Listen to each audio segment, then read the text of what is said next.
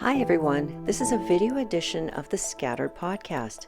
I'm Yvonne Chorlin. I'm a physical or biological anthropologist and archaeologist, and this is a short video of my contribution to the Alberta portion of a cross-Canada scavenging project led by Dr. Sherry Forbes.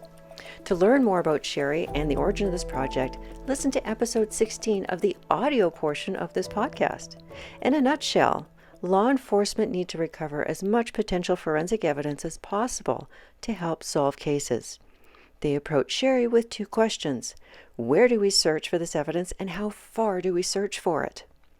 To help answer these questions, Sherry wants to identify the scavengers and their scavenger behavior to figure out who may have influenced the movement of this evidence, and then also to map the dispersal of the evidence so we know where it went.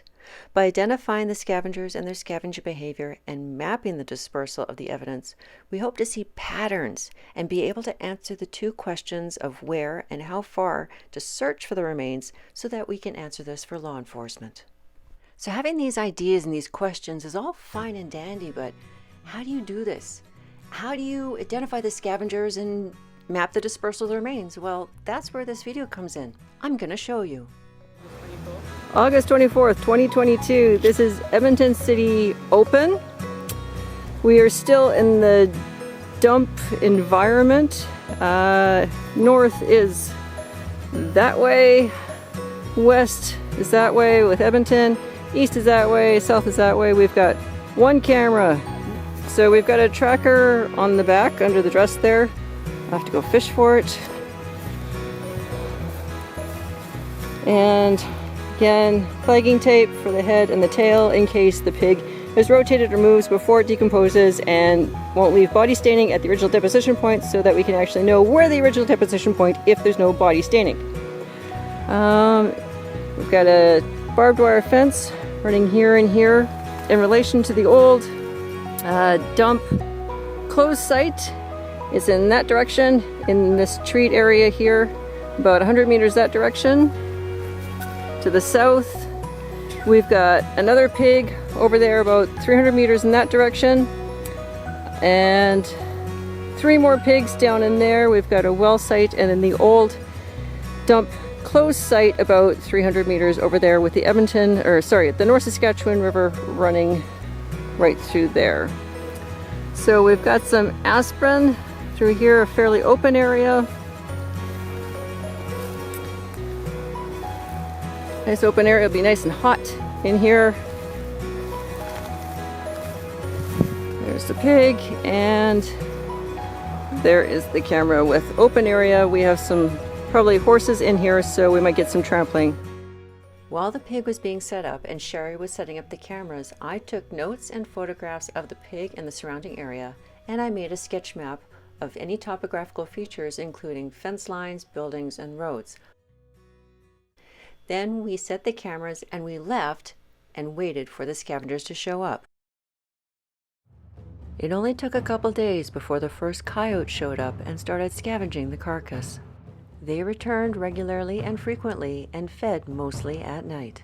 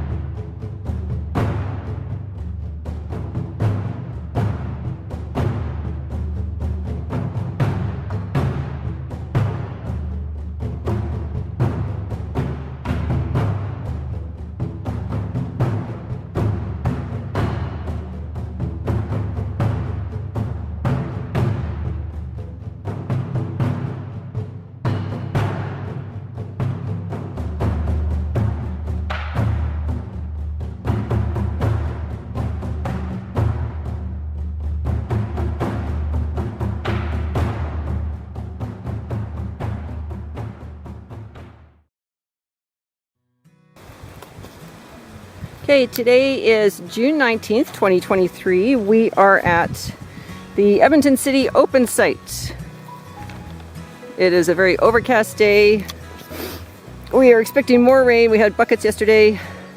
This was an open site. There is the original deposition point right there. We had a camera over here, right there. That way is north. The Edmonton North Saskatchewan River is that way. South is that way. West and east. Previous sites that we used last year, about 100 meters over there to the north near the river, and then a site about 100 meters that way. So we have reused this area. A lot of fragments on this site.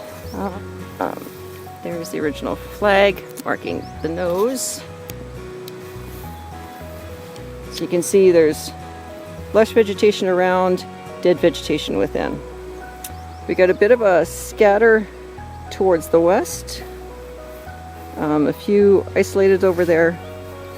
And then, so original deposition point to the west. And then we had some go in through game trails into the bush. There is the open area over here with the well site. There's a lot of game trails in through here. We have domestic horses in this area, so they have been using the game trails. There's a lot of horse manure in here, but also coyotes and other domestic dogs have been using the site as well. And this had a wedding dress, and we've seen lots of pieces of the wedding dress in here.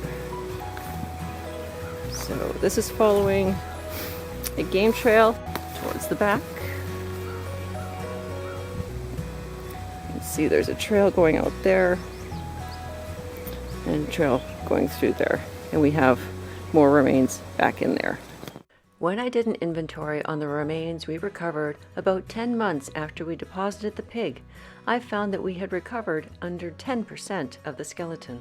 This was much less than we had anticipated and was one of 5 sites in which we recovered less than 10%. When I looked at what types of bones made up the remains we recovered closest to the original deposition point, I saw we had recovered mostly vertebrae and ribs. So what do we know so far?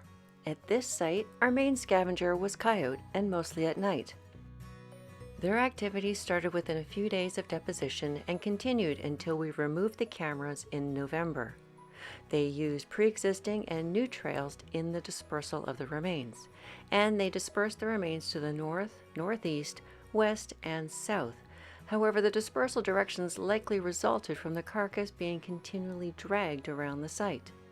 We recovered less than 10% of the skeleton, and the remains we recovered nearest the original deposition were vertebrae and ribs. The one tracker that we used was recovered near the original deposition point in November.